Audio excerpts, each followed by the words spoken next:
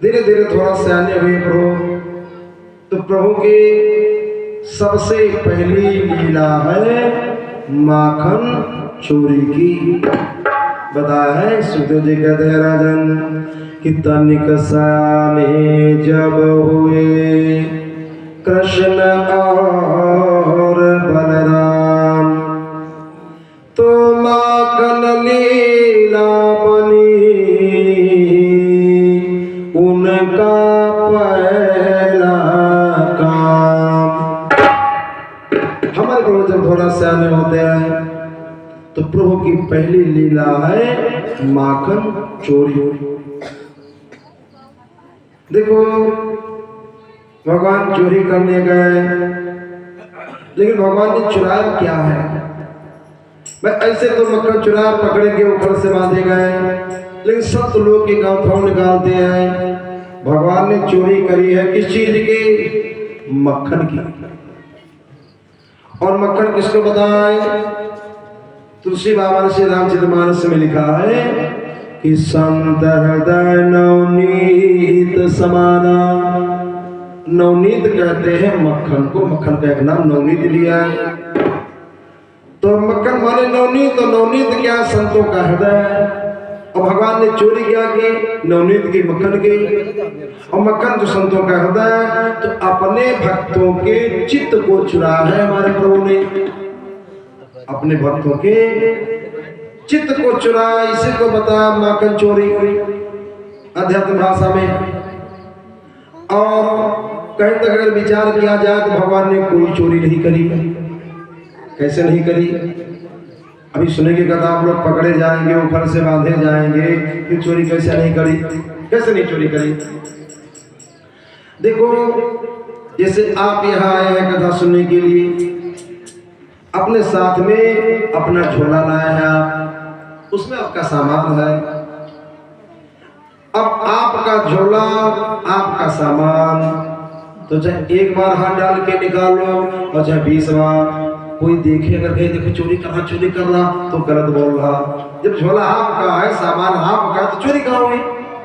उसी प्रकार से संसार में जो कुछ भी हमारे आपके पास में है तो सब परमात्मा ही का। और सब जब परमात्मा का है तो क्या दूध दही मक्खन किसी दूसरे का है तो भी परमात्मा का।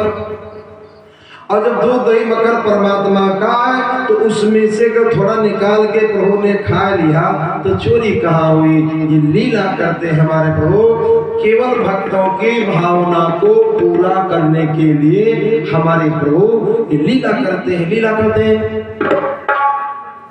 क्यों? भक्तों की भावना क्या है? सुखदेव जी राजा प्रसिद्ध को बताते,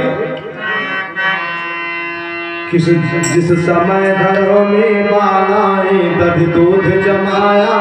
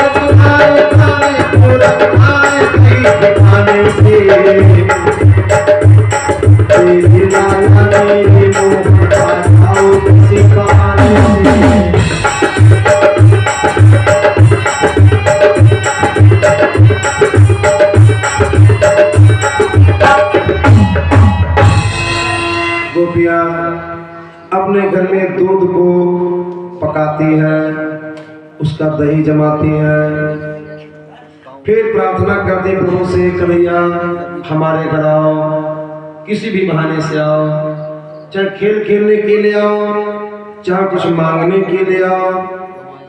अगर कोई उपाय ना हो तो चाहे चोरी करने के लिए ही क्यों ना आओ, लेकिन आओ जरूर, आओ जरूर हमारे घर।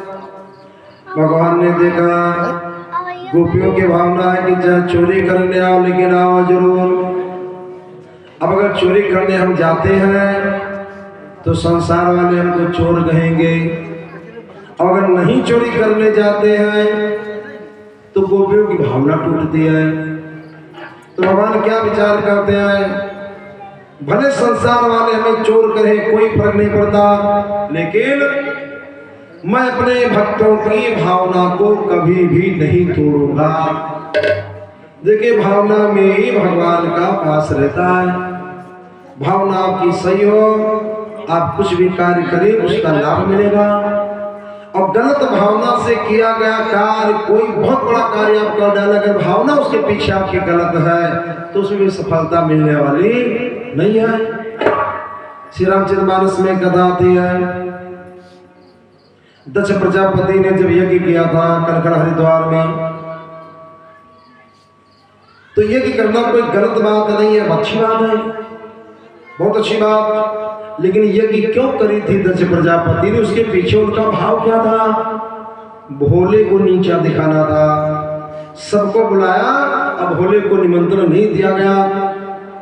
भोले के अपमान के लिए दक्ष प्रजापति ने यज्ञ की रचना करी। तो कार्य तो बहुत बढ़िया किया है दक्ष प्रजापति ने, लेकिन उसके पीछे जो उनका भाव था वो बहुत ही गलत था। क्योंकि शिव को कल्याण बताया गया है, और कल्याण के विरोध में अगर कोई कार्य किया जाए तो फिर कल्याण कैसे हो सकता है? फिर क्या दशा हुई दक्ष प्रजापति की? सारा यज्ञ विध्वंस हो गया, सिर कट गया। वो तो भोले बाबा बड़े दयालु है, बाद में बकरे का सिर लगा के जीवित कर दिया। भोले ने फिर भी कृपा कर दी, तो यज्ञ विध्वंस हुआ, सिर कट गया, और किया था यज्ञ। तो ऐसा क्यों हुआ? इसीलिए हुआ कि यज्ञ के पीछे जो उनका भाव था वो भाव सही नहीं था। आप छोटा कार्य करें, भाव सही रख के करें, आपको पूरा लाभ मिलेगा। और कर आप बहुत बड़ा कार्य डालें, उसके पीछे आपकी भावना गलत है, तो कार्य में फिर सिद्धि प्राप्त होने वाली नहीं है, फिर सफलता नहीं मिलेगी, बिल्कुल निश्चित बात है। इसीलिए कार्य कोई भी आप करें, अपनी भावना को आप सही रखें। जब भावना सही रखे रहेगी तो भावना में ही भगवान का वास होता है। भावना में ही भगवान का वास। भक्त जिस भाव से भगवान को भजता है, भगवान भी उसी भाव से अपने भक्त को भजते हैं। सारा संसार राम नाम की माला जपता है, और राम जब माला उठाते तो अपने भक्तों के नाम की माला जपते हैं। तुलसी बाबा ने श्री रामचरितमानस में लिख दिया है कि भारत सरिस को राम सने, भारत सरिस को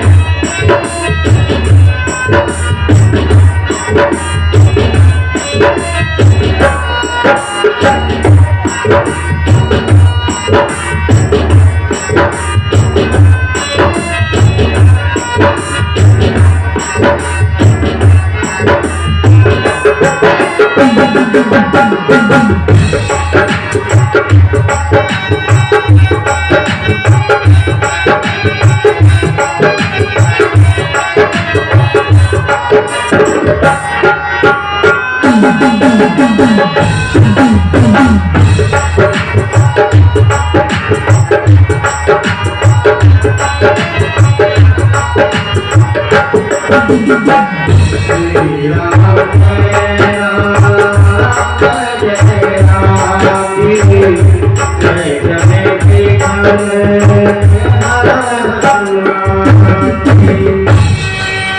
तो बताया गया है कि भरत सरिस को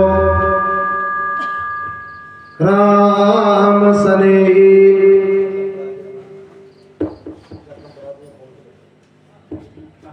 भरत सरिस को राम सनेही और जग जपु राम राम जपु जी।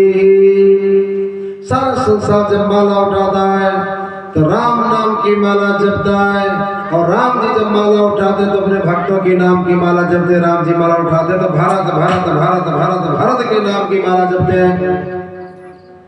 तो आप जिस भाव से भगवान को भजोगे, ठीक भाव से, उसी भाव से भगवान आपको भजेंगे, बिल्कुल निश्चित है। आप भगवान की खूब याद करो, भगवान आपकी खूब याद करेंगे। आप भगवान की बिल्कुल याद ना करो तो भगवान आपकी बिल्कुल याद नहीं करेंगे। आप भगवान की तरफ एक कदम बढ़ाओगे, भगवान भी आपके तरफ एक कदम बढ़ाएंगे, बिल्कुल निश्चित है। हमारे आपके कदम तो छोटे छोटे हैं और भगवान के कदम कितने बड़े हैं। 3 कदमों में तीनों लोगों को नाप लिया था जब राजा बलि को छुड़ने गए। इतने बड़े कदम है, अगर एक कदम आगे बढ़ा दिया तो जीवन धन्य बन जाएगा। इसलिए भावना सही रखिए। आप भावना सही रख करके कोई भी कार्य किया जाए तो उसमें सफलता निश्चित मिलती है, और भावना जब गलत होती है तो फिर सफलता नहीं कार्य में मिल पाती है। भाव सही रखिए। सच्चे भाव से लिया गया नाम प्रभु का बहुत जल्दी फलीभूत होता है। थोड़ा आप लोग समझ लें। एक जाट का लड़का था, वो जंगल में गऊ को चराने जाता था। वह गंदे गंदे गीत गाया करे।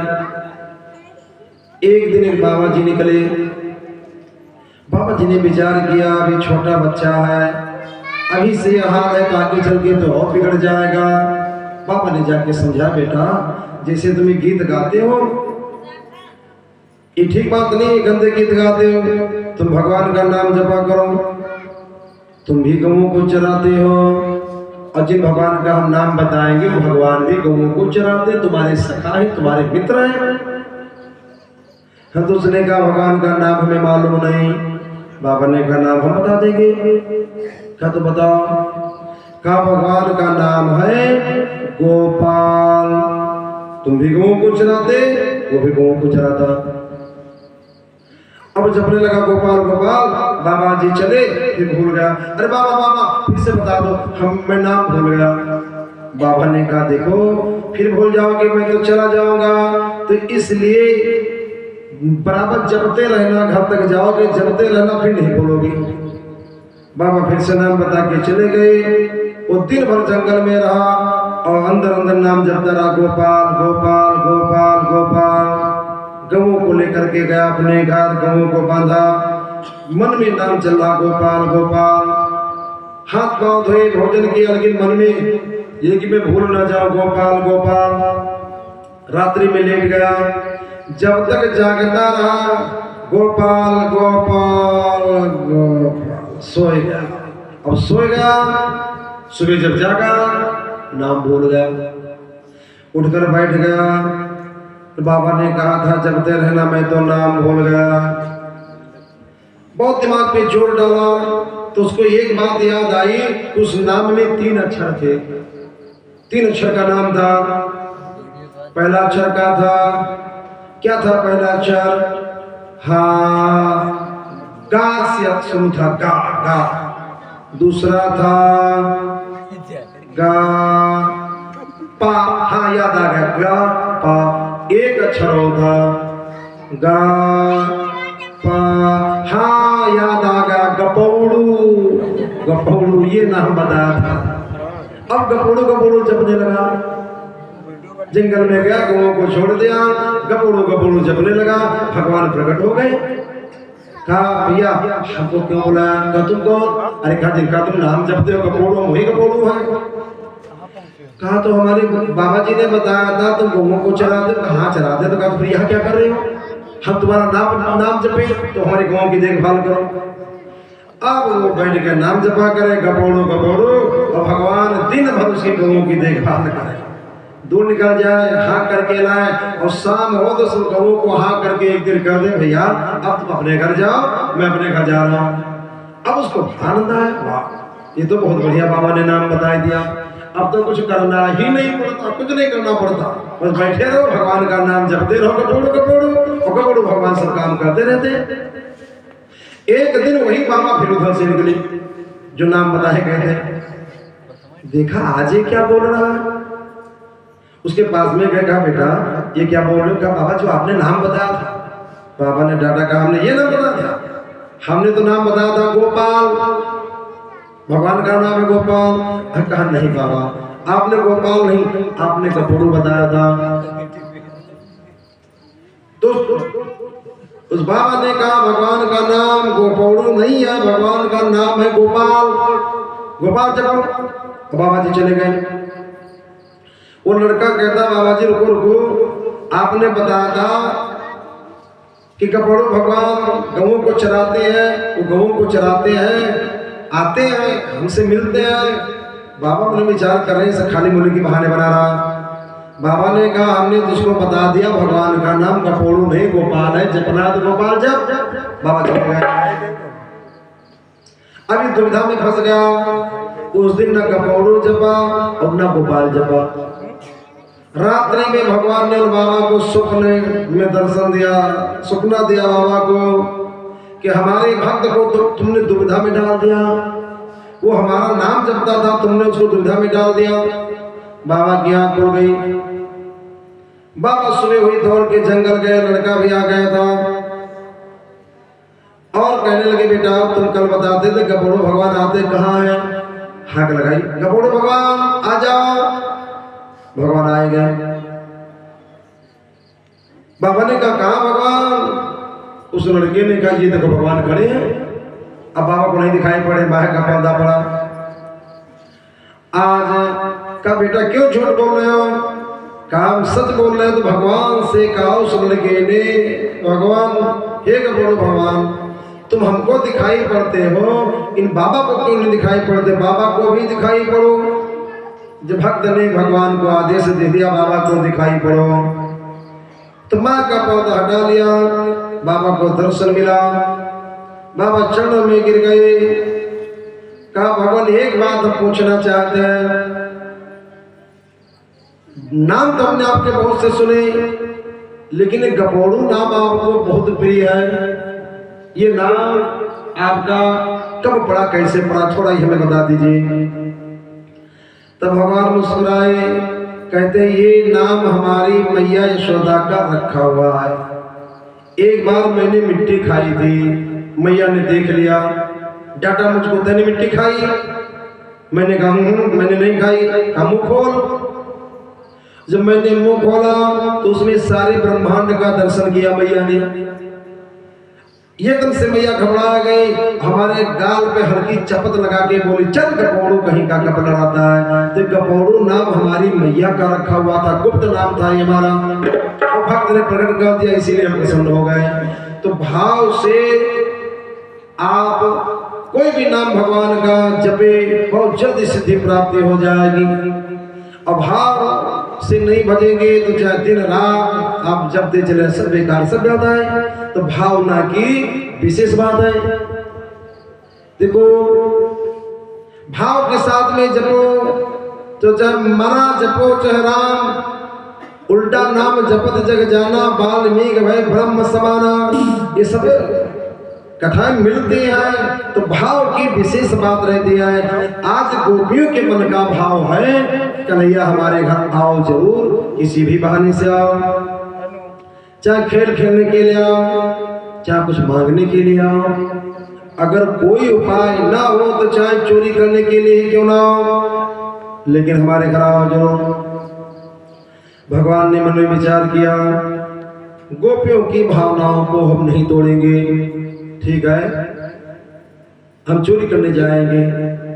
उनके भावना चोरी करने हो तो मैं चोरी करने ही जाऊंगा, लेकिन पहले चोरी नहीं करूंगा। ग्वालों को इकट्ठा किया, कहा भैया घर का मक्खन खाते खाते जी उब गया। ग्वालों ने कहा कन्हैया बाहर का कहाँ मिलेगा?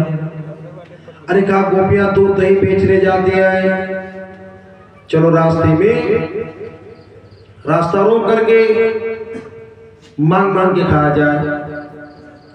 एक ग्वाल ने कहा अगर मांगने से गोपियों ने दही मक्खन नहीं दिया तो भगवान कहते हैं जब सीधे उंगली से घी नहीं निकलेगा तो टेढ़ी कर देंगे, जब मांगने से नहीं मिलेगा तो छीन के खाएंगे।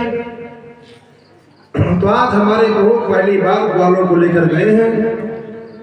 रोड के किनारे किनारे जो पेड़ लगे हुए थे, हर पेड़ के पीछे एक ग्वाल को छिपा करके खड़ा कर दिया। कहा मैं बीच रास्ते पर खड़ा रहूंगा और गोपियां जब आएंगे दूध दही लेकर के मैं रास्ता रोकूंगा, मांग के खाना चाहूंगा, अगर मिल जाएगा तो ठीक, नहीं मिलेगा तो बंसी बजा देंगे, ये इशारा करेंगे तुम सब लोग पेड़ के पीछे से आ जाना, तो सब लोग मिलके छीन छीन के खाएंगे। कहा ठीक है। तो हर पेड़ के पीछे एक एक ग्वाल खड़ा है, हर पेड़ के पीछे एक ग्वाल खड़ा और हमारे को बीचों बीच रास्ते पर खड़े हैं।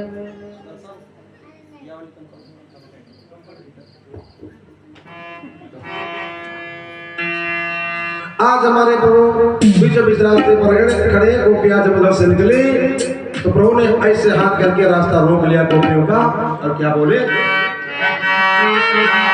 जय हो कहाँ को गोपी मौका निकाले, जय हो कहाँ को गोपी मौका निकाले, जय हो कहाँ को गोपी मौका निकाले, जय हो कहाँ को गोपी मौका निकाले, जय हो